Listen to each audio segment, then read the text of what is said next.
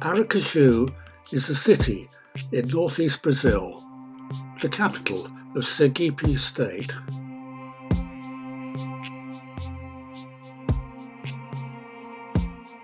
Nearly 100 years ago, it was much less developed. And as I learnt at the local history museum, the place of a short-lived military revolt.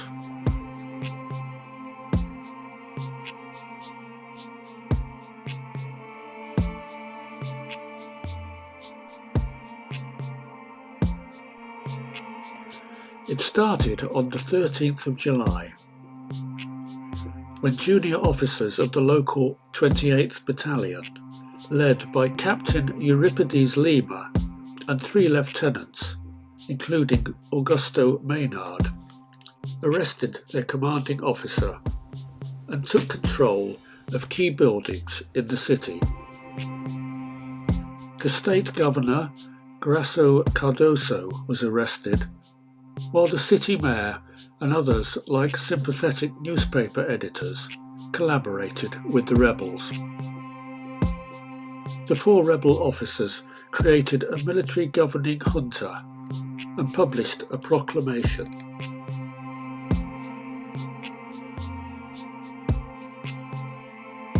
They were part of a movement of junior officers seeking political change.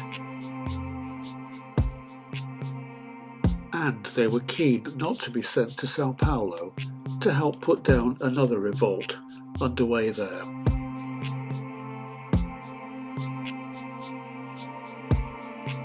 After an appeal for volunteers, the rebel junta soon commanded hundreds of men, and they prepared defences. On what was then the Formosa beach, they dug trenches. This beach and the area next to it is now called the 13th July, and today it is one of the most sought-after places in Aracaju.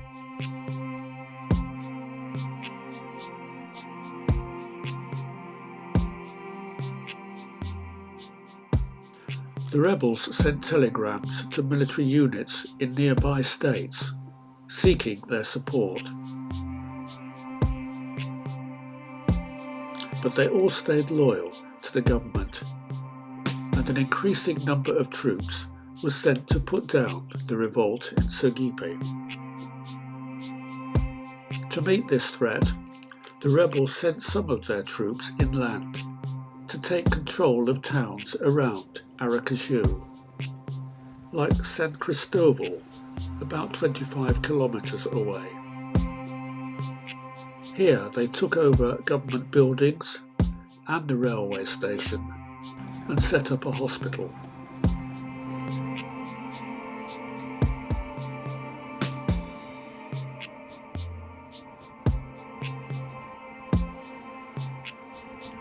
Back in Aracaju city, the rebels tried to maintain business as usual and discourage people from fleeing the city.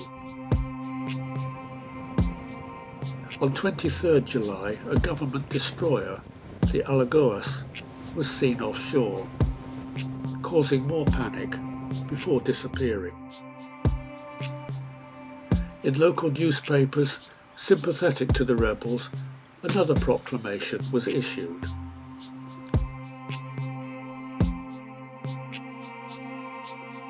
And a few days later, the rebels took a gun through the streets on its way to be used in battle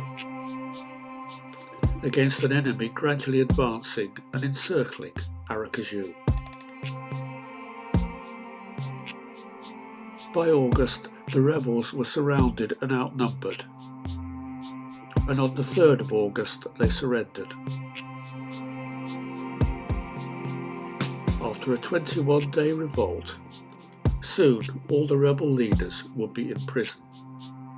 But their exploits had gained them some popularity, and after political changes in 1930, they would go on to occupy influential positions.